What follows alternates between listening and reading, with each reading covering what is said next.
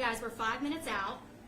I just wanted to go over the order of events. We'll have a press conference first with Alex Little, the attorney, speaking, and then Todd Chrisley, and then Savannah Chrisley.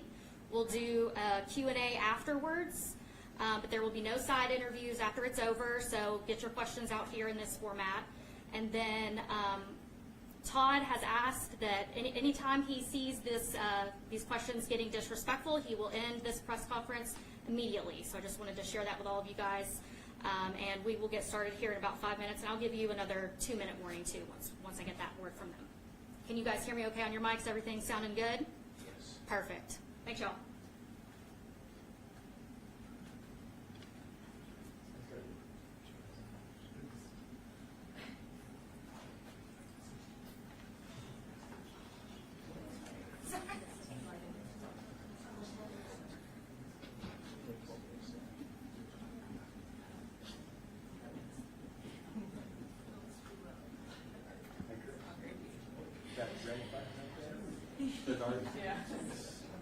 That's the one that starts.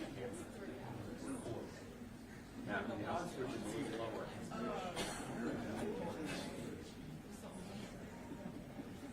Well, you know, I break the rules all the time. And like we got somebody else.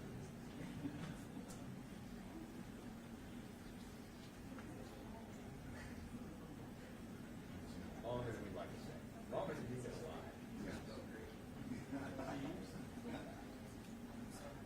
That's how confident I am.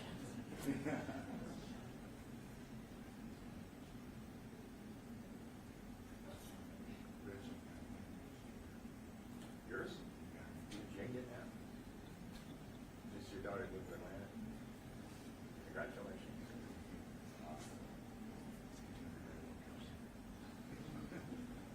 There's that. Yeah.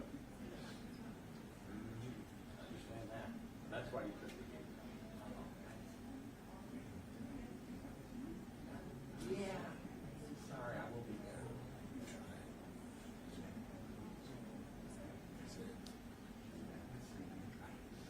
I got no information. She asked for everybody's info, so we'll go talk at the same time.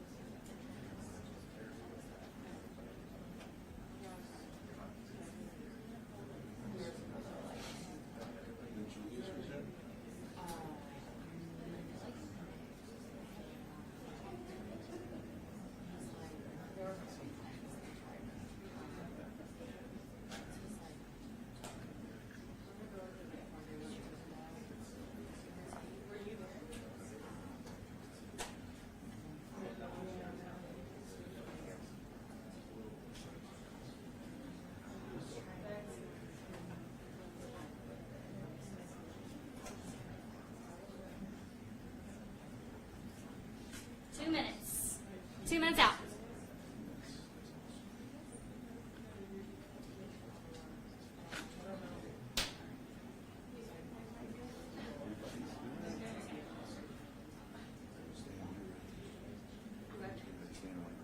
Oh, yeah, I thought you said you're standing up. I'm like, I probably just not do that. But yes, we are.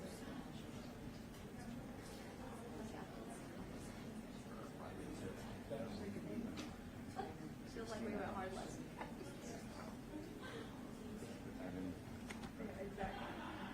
1 minute, maybe 30 seconds.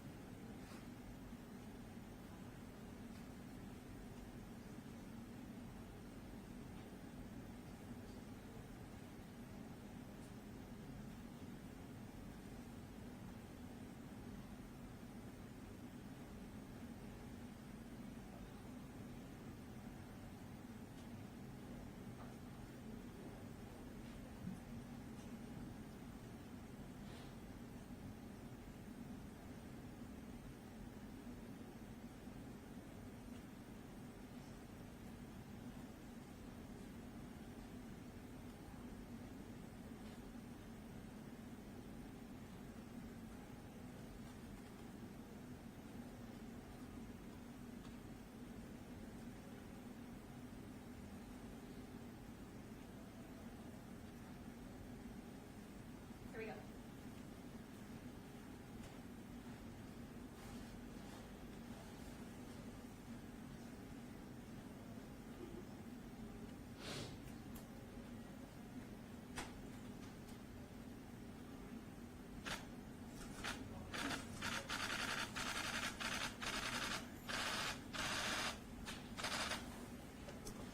Good morning, everybody. Thank you for being here. I appreciate the attention to this matter. I know folks have wanted to talk to Todd and Savannah, so they're here to do that. I'm going to let them introduce themselves and tell a few words. We'll take questions after. How are you guys? Good. We woke up today and they were still at home. So it's honestly felt like such a dream to have them at home. And I'm just so grateful, obviously, to President Trump, the administration, Alice Johnson, just everyone within the pardons office.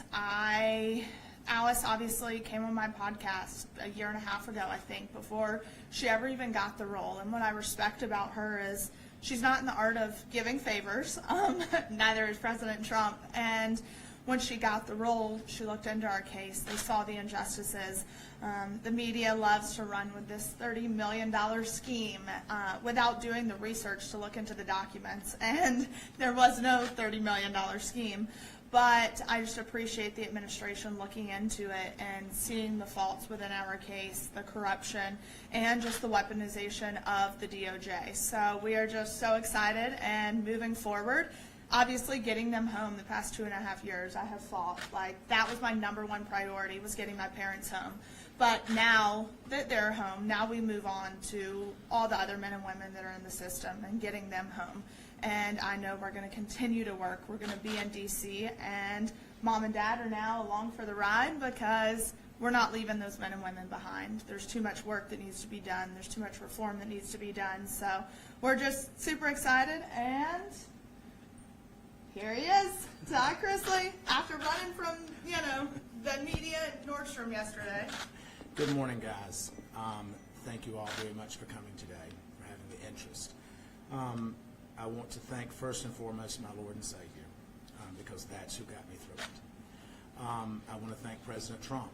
I want to thank the administration. I want to thank Alice Johnson. I want to thank every person that has prayed for us, that has stayed in the fight and that fought for the truth to come out. And so I am grateful for it.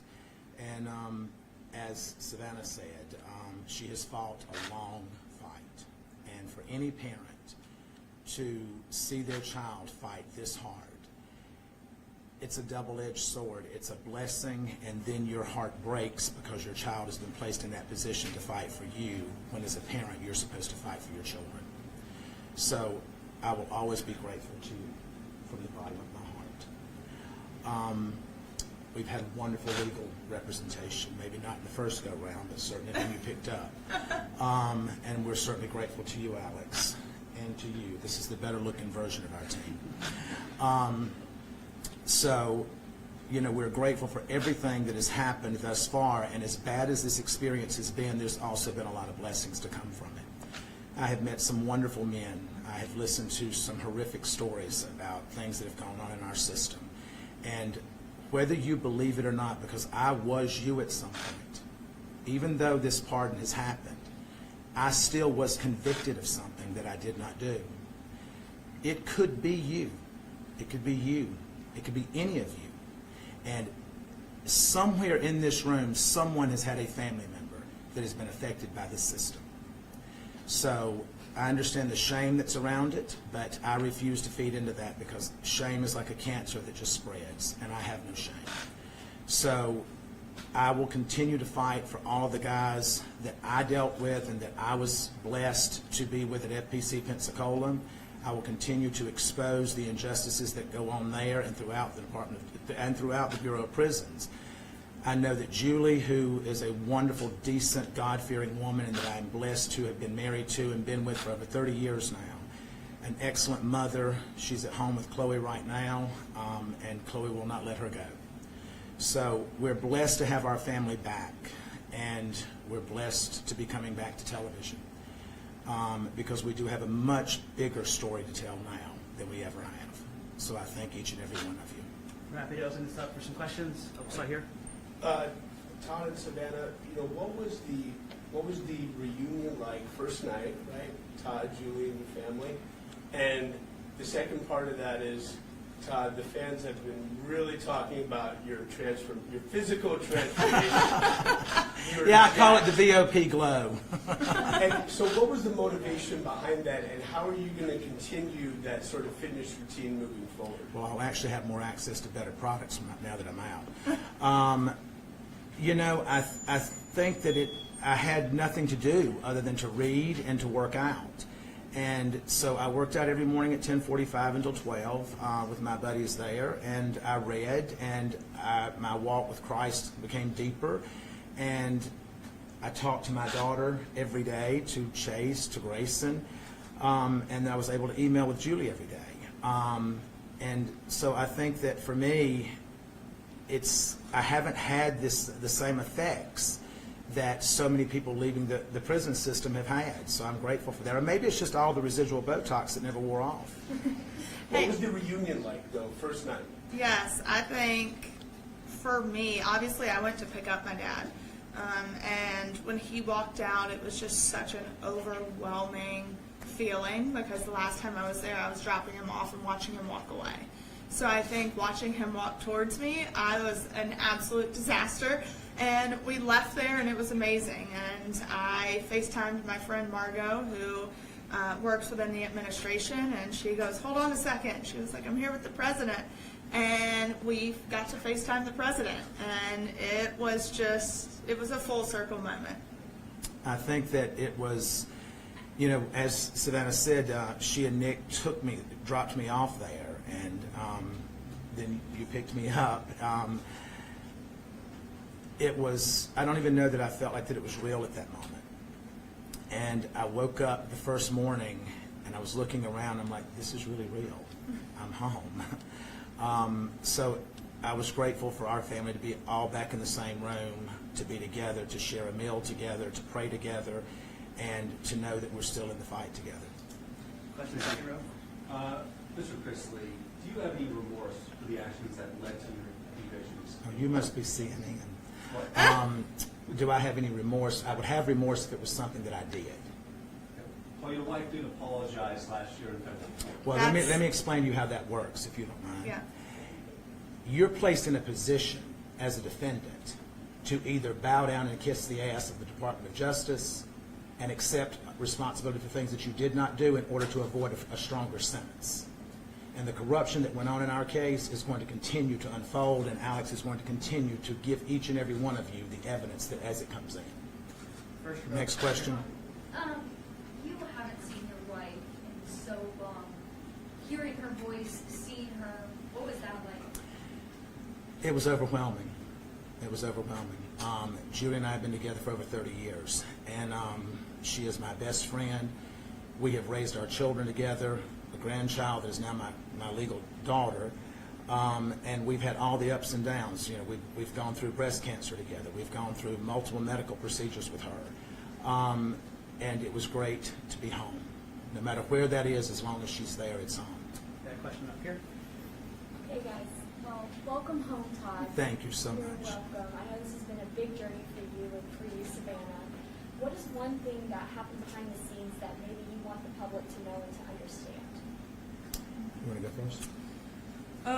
I think, obviously the biggest misconception right now is that I either paid for a pardon or slept for a pardon. That's something I would or that's the biggest misconception right now. And if people knew the countless hours and the money and the time that I spent going to DC, literally with not a meeting scheduled, and I just got on a plane and went and said I'm going to be in the right room at the right time and meet the right people.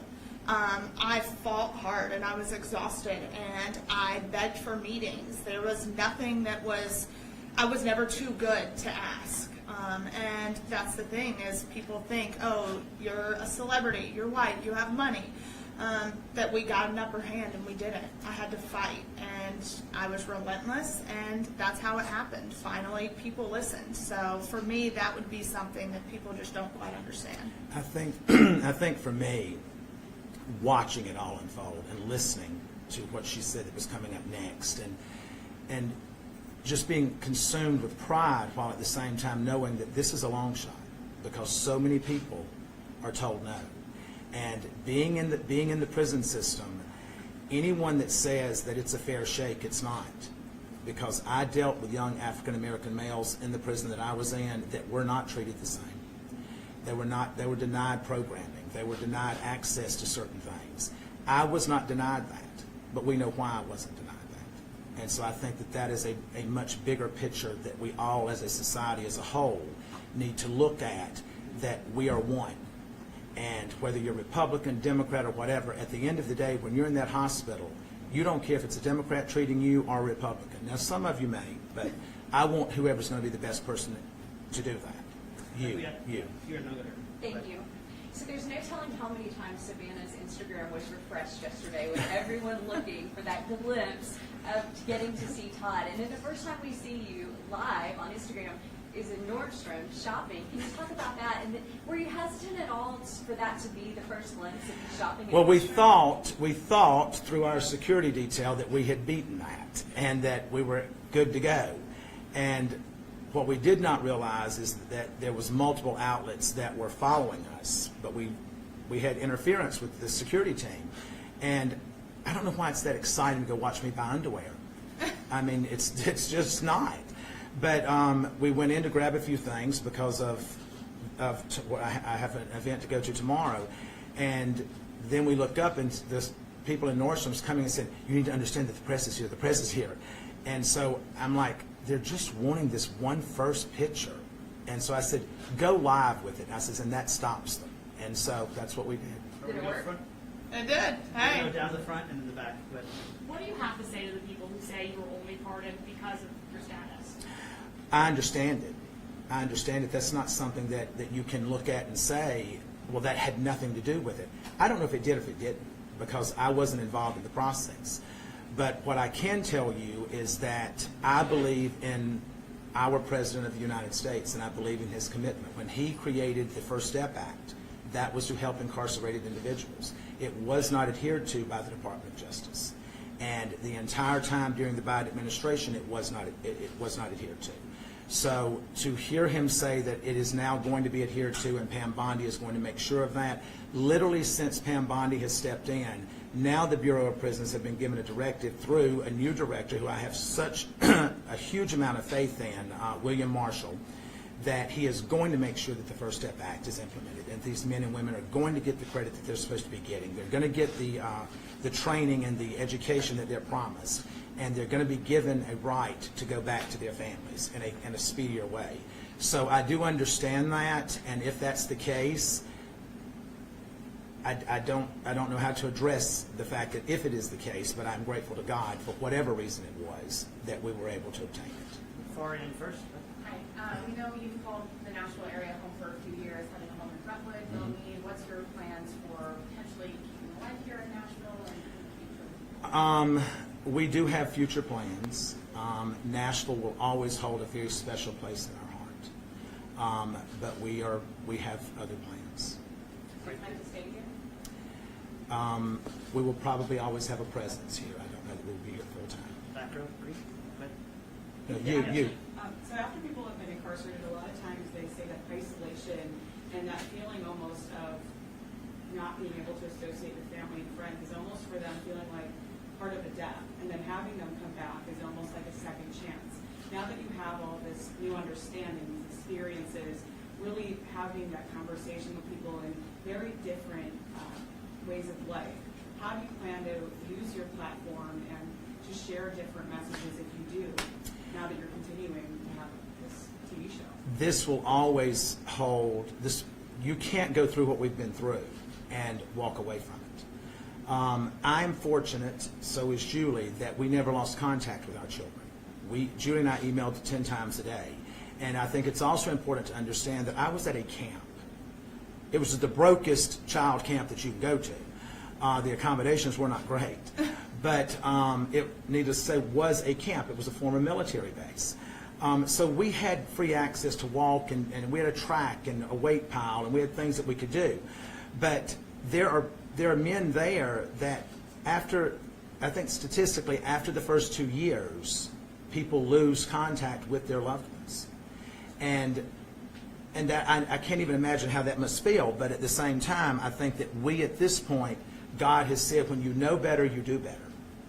And it's our job at this point to expose all of that and to try to make those men and women's lives better if we can.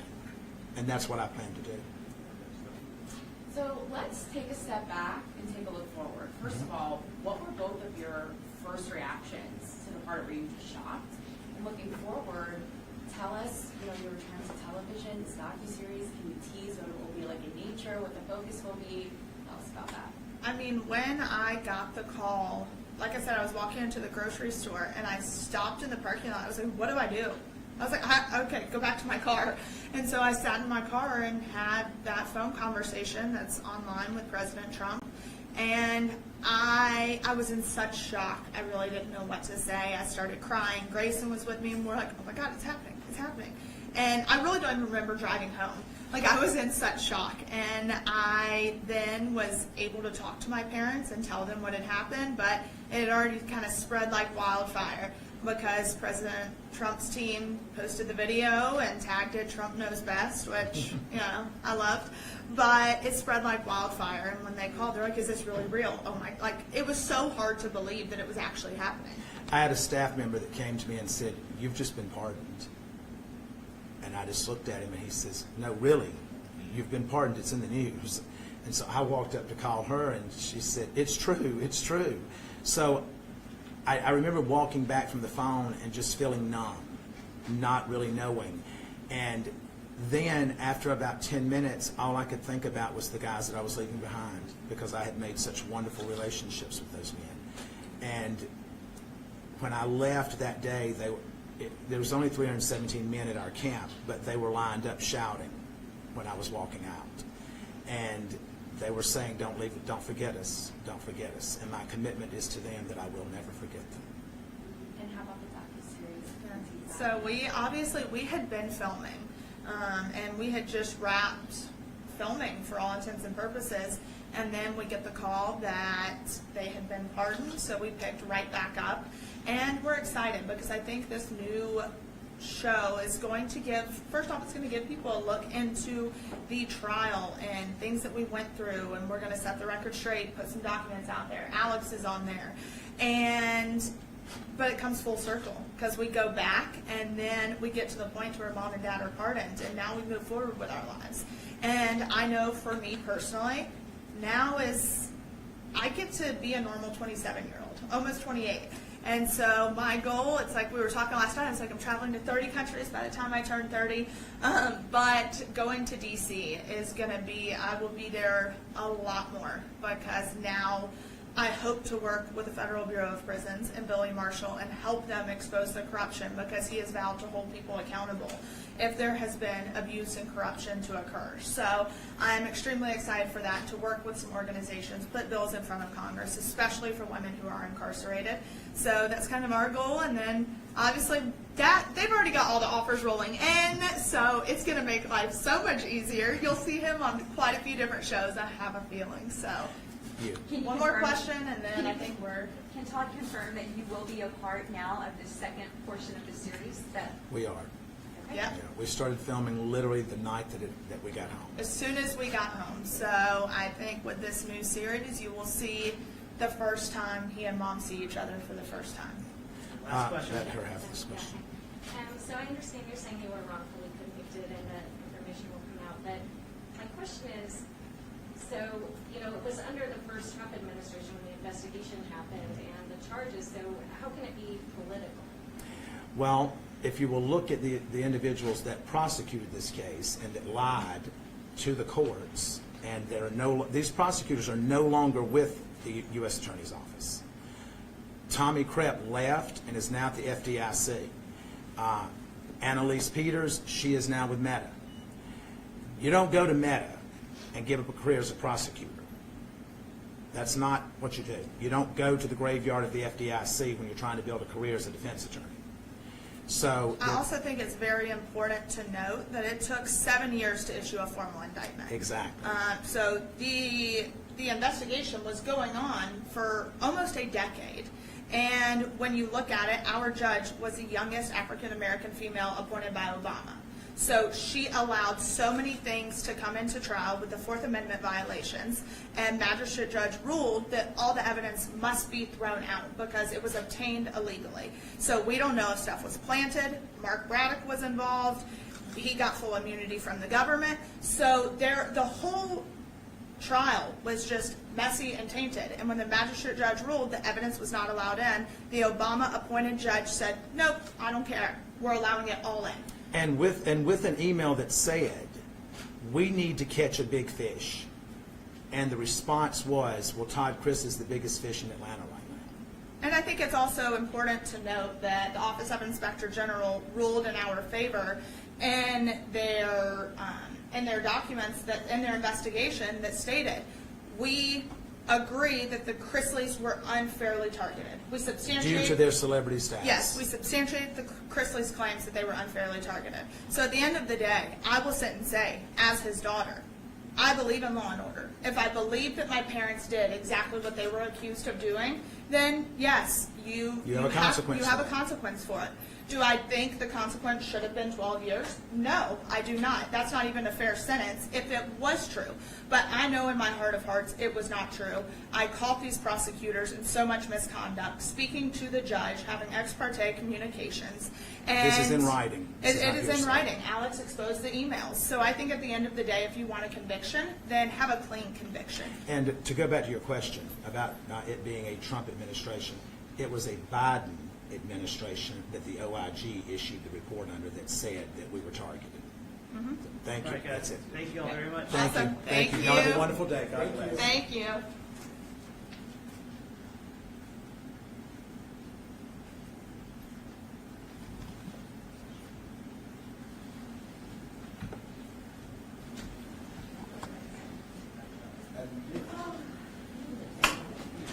Thank y'all for coming. If you guys need anything, I can give you a card or my email, phone number, whatever y'all need. I'm here to help. Thanks. Thank you. Appreciate it. So Alex will talk to us. I have some questions. Send those an email to me and I'll do my best to get those in front of them. I will. Sure. I will make sure that that is included in my request, Alex, from the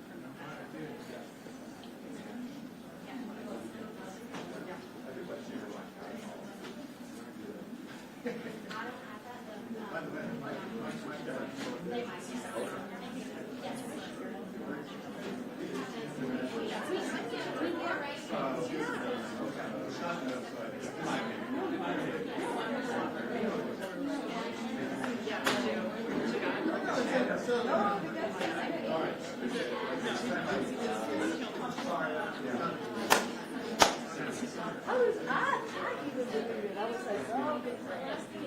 Okay, so no way.